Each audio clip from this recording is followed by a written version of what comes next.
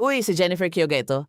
Ngayon, nas kong ibahagi sa inyo ang aking pananaw sa MLM, isang paksang bawal sa maraming tao at kung bakit. Parang durian sa tingin ko. Kailangan mo itong intindihin para ma-appreciate. Pero teka, hindi naman para sa lahat. Ang ilan ay maaaring makitang parang kumakain ito ng strawberry yogurt na nakalagay sa inidoro, habang ang iba naman ay nakakahumaling at masarap ito. Pero narito ang isang hamon para sa iyo, bakit hindi mo ito tikman? Ito ang hari ng prutas, kung tutuusin, kaya simulan na natin ito. Ano ang multi-level marketing, MLM, at saan ito nagmula? Ang multi-level marketing, na kilala rin bilang network marketing, ay umunlad mula sa mga unang modelo ng direktang pagbebenta sa Amerika. Ang direct selling o pagbabahay-bahay ay nagsimula noong 1800s hanggang early 1900s. Halimbawa nito ang Avon na kilala ng karamihan. Isang single-level direct selling model ito kung saan kumikita ng komisyon sa benta. Parang sales job ito na 100% commission-based at walang retainer. Gayunpaman, kalaunan, ang modelong ito ay umunlad at naging mas kawili-wili. Noong dekada 1930 at 40, nagpakilala ang Neutralite ng multi-level structure. Dito nagsimula ang tunay na pagbabago. Bakit?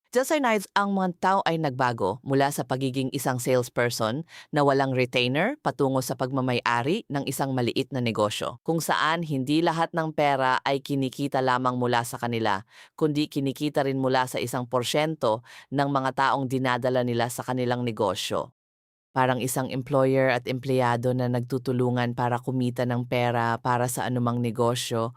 Gayunpaman, ang pagkakaiba ay hindi binabayaran ng mga tao ang taong kanilang nire-recruit para sa negosyo. At merong walang upa o gastusin para sa kanilang negosyo. Kaya kung pagod ka na sa kakabayad ng sweldo at upa para sa iyong negosyo, baka mas makita mong mas kaakit-akit ang MLM kaysa sa inaakala mo.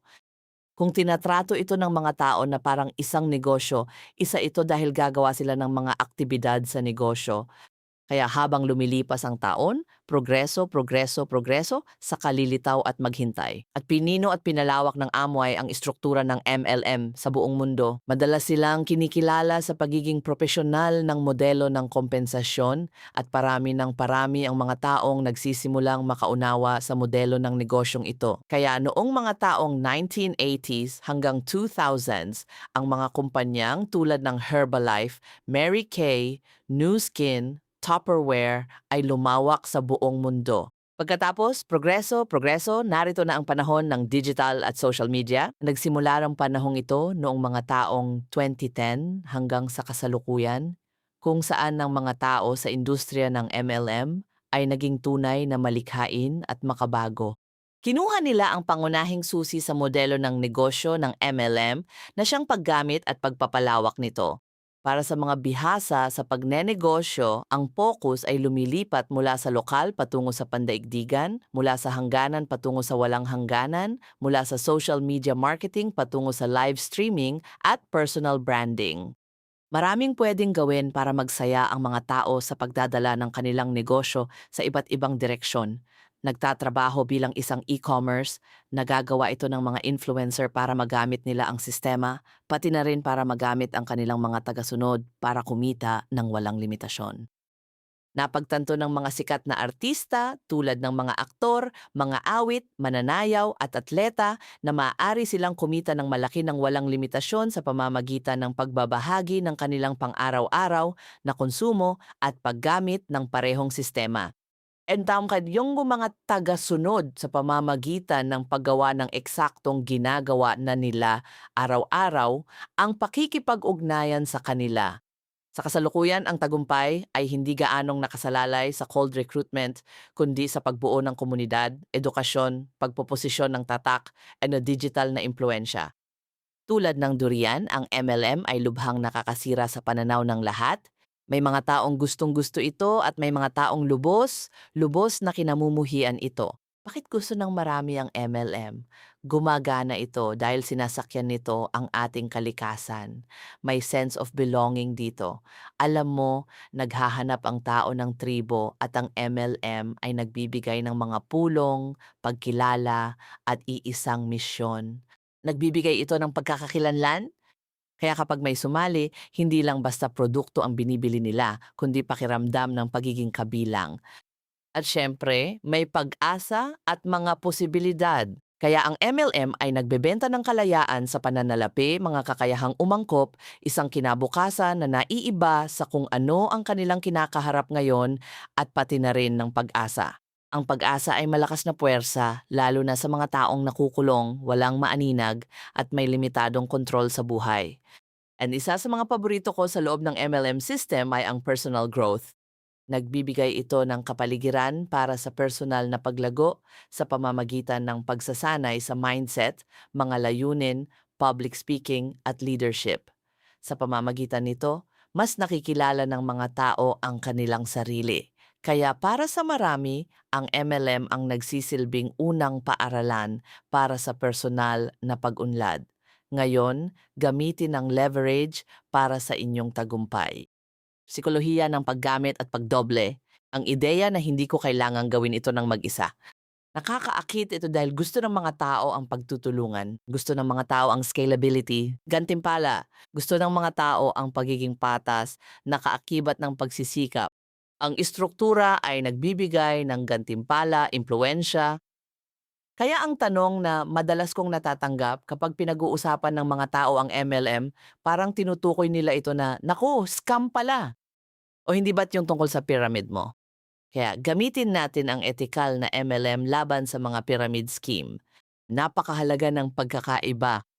Kaya ang etikal na MLM ay may mga totoong produkto na may totoong mga mamimili at mayroong pangangailangan para dito kung saan ang kita ay pangunahing nagmumula sa mga benta ng produkto, ang mga customer ay umiiral sa labas ng network ng distributor, may transparent na plano sa kompensasyon at walang mandatoryong malaking pagkarga ng inventaryo.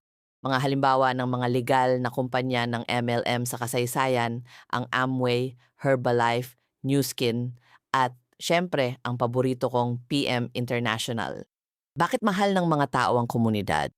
Kaya hindi dapat MLM ang maging layunin mo. Dapat itong maging makinang nagpopondo sa iyong layunin. Mayroong pagbabago mula sa enerhiya ng recruitment patungo sa enerhiya ng halaga. Ang lumang kaisipan ng MLM ay sino ang maaari kong i-recruit. Ang bagong kaisipan sa pamumuno ay paano ko mapapaunlad ang aking mga tao? Dahil kapag lumago ang mga tao, susunod ang kita at lalakas ang pagpapanatili ng mga empleyado. Ang integridad ay bumubuo ng pangmatagalang tatak. Mas nakapokus ang mga tao ngayon sa komunidad kaysa sa komisyon. Karamihan sa mga MLM team ay nabibigo dahil ranggo ang hinahabol nila at hindi relasyon. Ang mga bagay na gustong-gusto kong pagtuunan ng pansin ay ang mga bagay tulad ng pagpapalawak ng pananaw, emosyonal na katalinuhan, kalmado, pamumuno, sinematiko, maalalahanin at komunikasyon. Kapag ang MLM ay ginamit bilang plataporma para sa pagbibigay kapangyarihan, isang istruktura para sa sariling pag-unlad, isang sasakyan para sa edukasyon sa kalusugan, ito ay nagiging napapanatili. Kaya ang MLM ay hindi basta-basta na lang lalabas. Ang brutal na katotohanan tungkol sa MLM, hindi ito madaling pera, pasibo ito simula pa noong una, at ito ay isang paglalakbay sa pag-aaral para sa personal na pag-unlad at pag-unlad ng negosyo. Nangangailangan ito ng emosyonal na katatagan, pagpaparaya sa pagtanggi, sistema at pagiging pare-pareho, pamamahala ng oras na siyang nais pagbutihin ng lahat.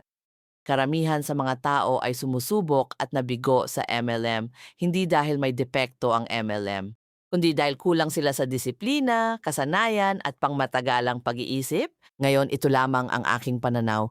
Ang direktang pagbebenta ay parang isang trabaho dahil kulang ito sa leverage. Nagdagdag ng leverage ang MLM, ngunit ang leverage lamang ay hindi nakakalikha ng negosyo. Ang pamumuno, pag-iisip ng sistema at mga ari-arian ang siyang dapat gawin. Maraming bahagi sa loob ng modelo ng negosyo ng MLM at maaaring pumili ang mga tao kung aling bahagi ang kanilang pipiliing salihan. Mapa-recruit man ito, training, pagbuo ng team, pagkita, pag-override ng mga komisyon, paglikha ng residual cash flow, pagbuo ng network, pagbuo ng mga leader, paglikha ng mga duplication, pagkita mula sa istruktura at hindi lamang sa pagsisikap o maging isang masayang mamimili, pagsuporta sa isang kaibigan, pamilya o sa iyong mga paboritong influencer, atleta, artista o alinman. Kaya pagdating sa MLM, yang mahalaga ay ang kakayahang kumita. Tingnan ko. Gamitin ang mga sistema at prosesong nakalagay na para sa aktwal na pagpapaunlad ng iyong negosyo dahil hindi mo kailangang mag-alala tungkol sa inventaryo. Hindi mo kailangang mag-alala tungkol sa pagpapadala. Hindi mo kailangang mag-alala tungkol sa kalidad ng produkto, pagkontrol ng produkto, alinman sa mga bagay na iyon. Isa lang ang kailangan mong gawin, ang bahagi ng marketing. Kaya nagmula ang salitang multi-level marketing at ang marketing ay isa lamang bahagi ng anumang negosyo. Ang MLM ay tungkol sa leverage. Leverage, salamat. Yung mga sistema at yung proseso, paggamit ng social media, paggamit ng digital marketing, paggamit ng iyong upline, paggamit ng mga nakaraang resulta. Kaya lahat ito ay tungkol sa leverage at mas maraming leverage. Kaya sa paksa ng leverage, ang leverage ay isang bagay na psikolohikal na nagbabago mula sa isang trabaho patungo sa isang negosyo. Kaya narito ang isang trick. Hindi porket nagbago ang modelo ay nangangahulugan na lahat ay nagiging may-ari ng negosyo. Karamihan sa mga kalahok sa MLM ay kumikilos pa rin bilang mga kumikita ng komisyon, nagtitingi, kaswal na nagtitinda, at syempre, mga mamimili. Hindi sila nagtatayo ng mga sistema, nagpapaunlad ng pamumuno, sinusubaybayan ang daloy ng salapi na napakahalaga sa anumang negosyo, nagtatayo ng mga asset ng tatak. Kaya para sa kanila parang trabaho pa rin ito. Pinapayagan ng modelo ang pagbuo ng negosyo, ngunit ang saloobin, pananaw at pag-uugali ang nagtatakda kung magiging isa ito. Kaya tingnan natin ang pagbabago ng pagkakakilanlan. Mula sa direktang pagbebenta noong dekada 1980, nagbebenta ako para kumita patungo sa istruktura ng MLM at bumuo ako ng distribusyon. Ang rayon na pagmamay-ari ng negosyo ay nangangailangan ng estratehikong pag-iisip, paglikha ng asset at pangmatagalang pananaw, literasya sa pananalapi, pagbuo ng mga sistema, pagbuo ng tatak, pagpoposisyon. Oo, lahat ng ito ay dahil ito ay isang negosyo. Kaya kung wala ang mga ito, kahit ang MLM ay parang trabahong inutos lang at ito ang naiisip ng mga tao kapag naririnig nila ang MLM. Kaya ano ang pagkakaiba ng trabaho at negosyo? Yung trabaho at smartphone pankitan sa direktang nakatali sa personal na output. Isang negosyo? Salamat. Ito ay kapag ang isang kita ay nakatali sa isang sistema o mga asset na gumagana ng lampas sa iyo. Kaya ipinakilala ng MLM ang posibilidad ng pagbuo ng asset sa pamamagitan ng istruktura ng network. Pero hindi pa rin ito ganap na pagmamay-ari. Dahil hindi mo pag-aari ang tatak, hindi mo pag-aari ang pagmamanufaktura, hindi mo control ang produkto, hindi mo control ang mga pagbabago sa plano ng kompensasyon. Kaya mas malapit ito sa isang franchise-style distribution entrepreneurship, kaya hindi. Purong entrepreneurship.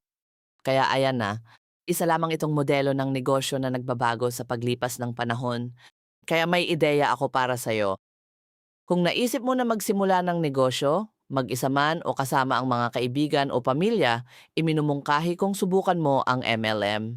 Una, dahil sa loob ng modelong ito ng negosyo, walang lugar na dapat itago. Lumilitaw ang mga saloobin, kasanayan at kakayahan ng bawat isa. Napakabilis, napakabilis. Isa itong mahusay na paraan upang ma-pre-qualify ang iyong mga potensyal na kasosyo sa negosyo, pati na rin ang iyong sarili, at tingnan kung iyon nga ang dapat mong maging. Makakatipid ang mga tao ng daan-daang libong dolyar sa pamamagitan ng pagsubok muna sa MLM. Marami akong nakitang negosyong pabukas-bukas at pasara-sara sa loob lang ng ilang buwan hanggang 3 taon. Tuwing may umaalis at bagong nangungupahan, alam ko na ang mangyayari. May isang taong nawalan lang ng kahit ilang daang libong dolyar at may isang taong gumastos lang ng ilang daan libu-libong dolyar. At saka ang pagbabagong ito ay nangyayari ng napakadalas lalo na sa mga panahong ito. Kaya, oo, ang MLM ay isang mahusay na paraan upang ma-pre-qualify ang iyong sarili at ang iyong mga potensyal na kasosyo sa negosyo. Na gusto mo talagang maging isang negosyante at hindi lang basta gusto ang ideya ng pagiging isang negosyante. At nagustuhan ang ideya ng pagkakaroon ng negosyo, kaya kung iniisip mong magkaroon ng sarili mong negosyo, subukan mo ang MLM dahil sa MLM ito ang iyong pagsasanay. Matuto pa pagbutihin ang iyong mga kasanayan at magsanay. At sa pamamagitan ng prosesong ito, kapag talagang komportable ka na at may kumpiyansa ka na sa pagpapatakbo ng isang negosyo, pumunta sa MLM upang sanayin ang iyong mga kasanayan sa negosyo. At pagkatapos ay maaari kang gumastos ng daan-daang libong dolyar upang maperpekto ang iyong ideal na negosyo. Kaya ikaw parang durian, subukan mo, kagatin mo at tingnan kung para sa'yo.